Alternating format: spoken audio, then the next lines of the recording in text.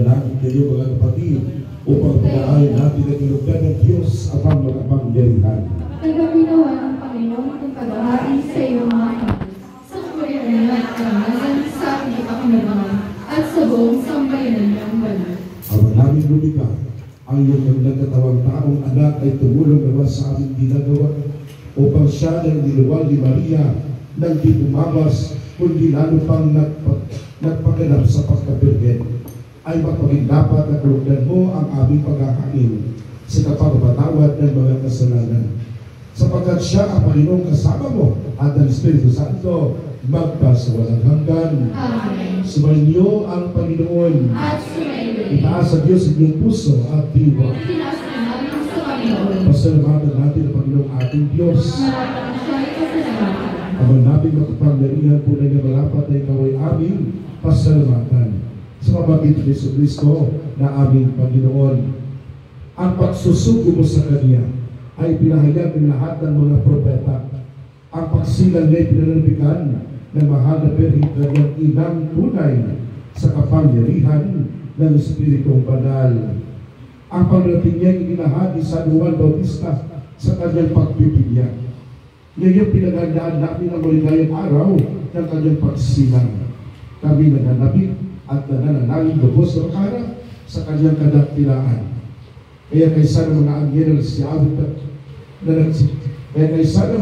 siabit ang papuri sa iyo nang walang humpay sa kalangitan, kami nagpuputi sa iyong kadaktilaan.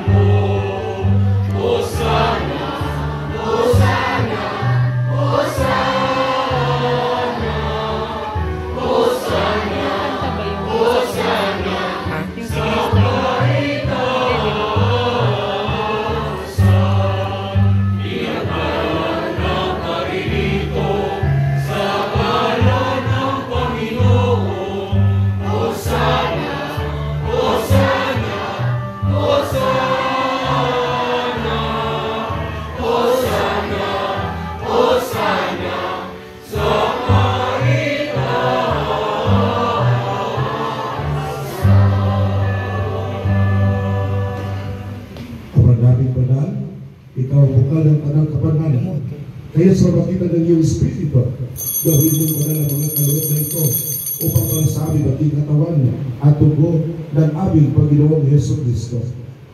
Bago niya pinag-isak ko sa loob na maging handog, tinawagan niya ang tinapay, pinasalamatan kanya, pinag-hati-hati niya yun, inabot sa kanyang mga lagad at sinabi, tanggapin ninyo lahat ito at kanin, ito ang aking katawan na ihahandog para sa inyo.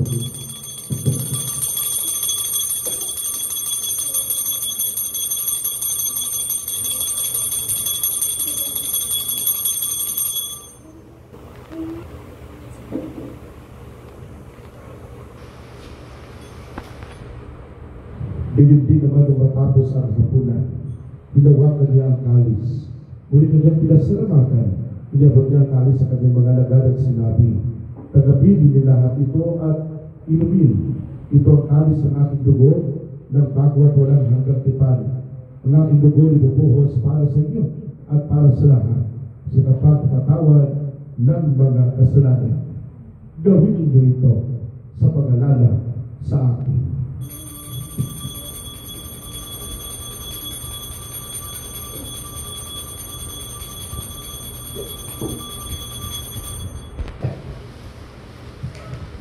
Ipagmuli natin ang misteryo ng pananampalataya.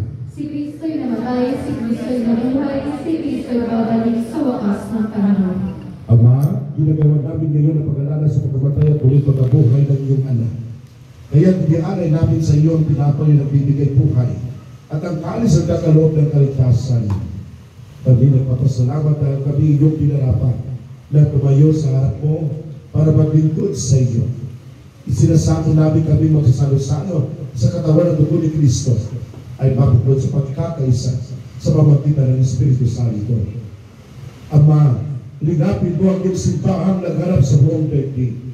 Puspusin mo kami sa pag-ibig kay San Francisco na aming Papa at ni Mayor Hubert na aming Obispo at ng Tanang Kapalian. Alalahanin mo rin mga kapatid namin na hinay na may pag-asang sila'y muling mabubuhay, kayo din ang lahat ng mga pumanaw. Kaawaan mo sila patuloyin sa iyong kaliwanagan.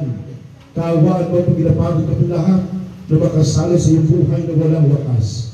Kaysa na mahal na Birhen Maria na ina ng Diyos ng kanyang kabiyak ng puso si San Jose. Kaysa na mga apostol at ng lahat ng mga banal na nabuhay dito sa daigdig ng kalugod-lugod sa iyo. May pagdiwang naman namin ang pagpupuri sa kararangal mo sa pamamagitan ng iyong anak na aming Panginoong Yesu Cristo. Sa pamamagitan ni Kristo, kasama niya at sa Kanya, ang lahat ng parangal at pagpuri ay sa iyo. Diyos sa mga makapangyarihan, kasama ng Espiritu Santo, magpa-walang hanggan.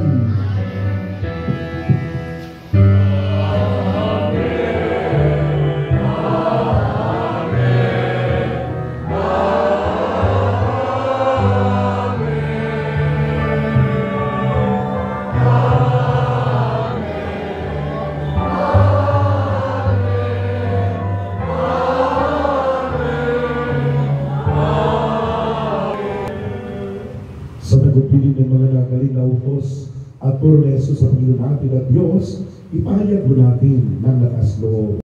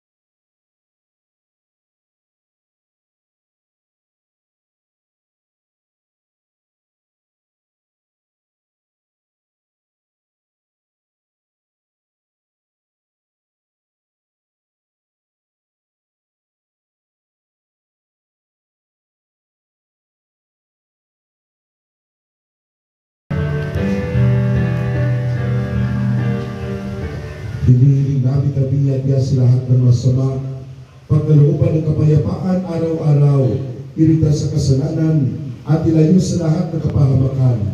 Samantalang aming pinananabitan ang dakilang araw ng pagpapahayag ng tagapagligtas namin, si Yesu Cristo. Sapagkat iyo, kaharian at ang kapamilya at ang kapurihan magpakailanman. Amen. Panginoong Jesucristo, sinabi mo sa iyo mga apostol, kapayapaan ang iniwan ko sa iyo, ang aming kapayapaan ang ibinibigay ko sa inyo. Tungayan mo ang aming pananampalataya at huwag ang aming mga pagkakasala. Pagkalooban mo kami ng kapayapaan at pagkakaisa ayon sa iyong kalooban, kasama ng Espiritu Santo, magpa sa walang hanggan. Amen. Ang kapayapaan ng Panginoon ay laging sumainyo. At sumainyo. Mga kapatid, magbigayan po tayo ng kapayapaan sa isa't isa. Peace be with you. Peace be with you.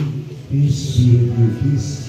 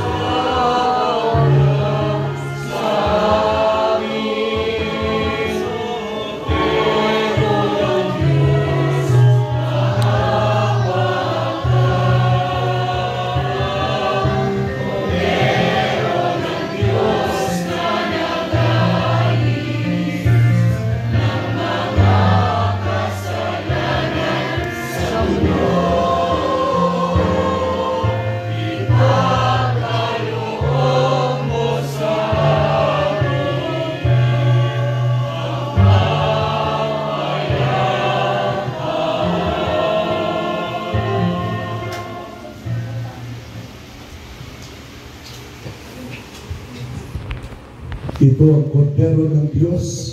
Ito nag-aalis sa mga kasalanan ng sanlibutan. Mapalad ang mga inaagayahan sa kanyang piging. Panginoon, hindi ako karapat-dapat na magpatuloy sa iyo. Ngunit sa isang salita mo lamang ay dadalhin ako.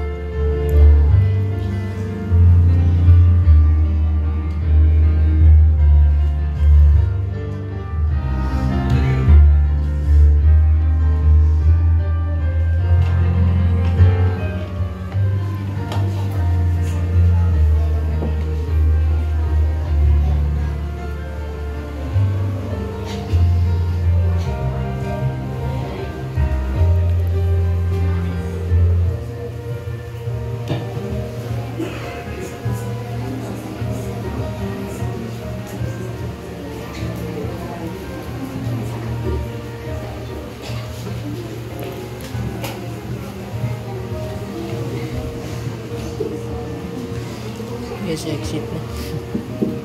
Patapos na.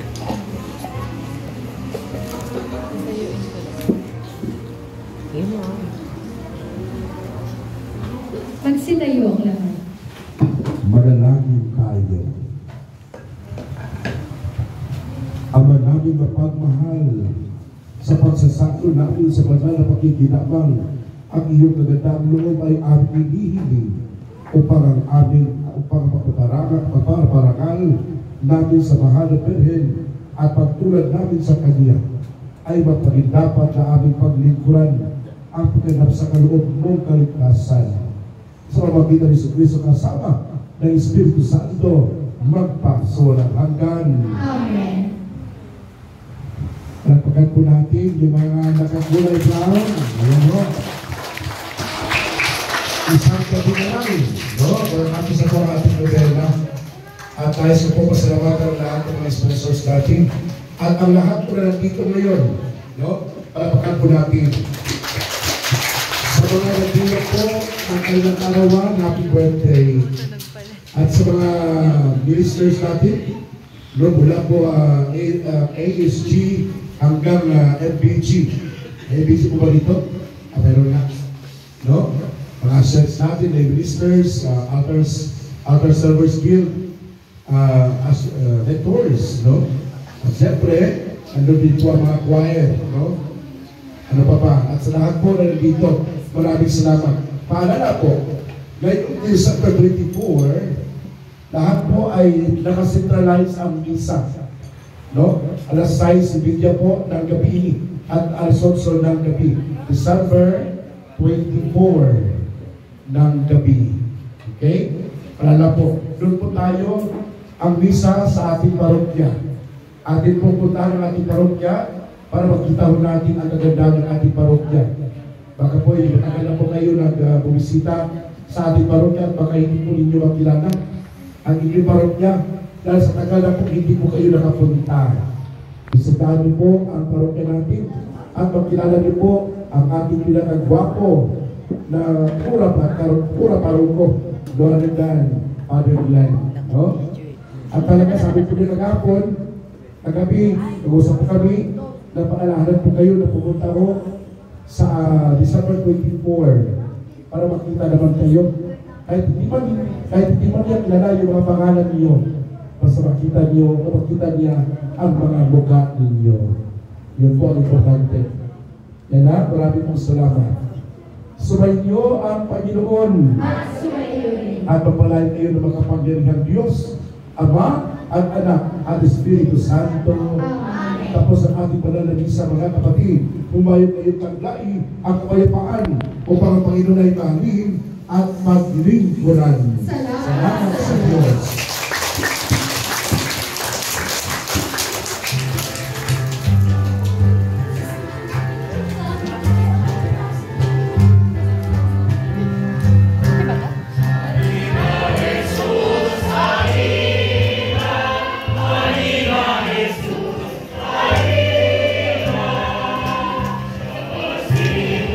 Sinalog mo, O Diyos, kaligtasan